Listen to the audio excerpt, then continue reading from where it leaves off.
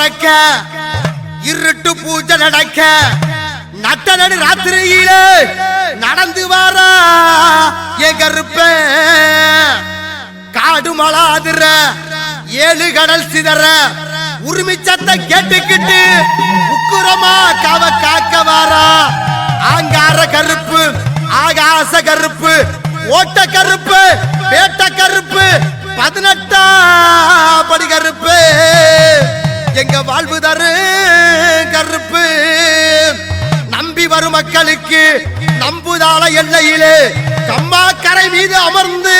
கருங்காலி கம்போடு கம்பீரமா காவக்காக்கு கோவக்கார பாசக்கார எங்க வாழ்வு தரும் கருப்பா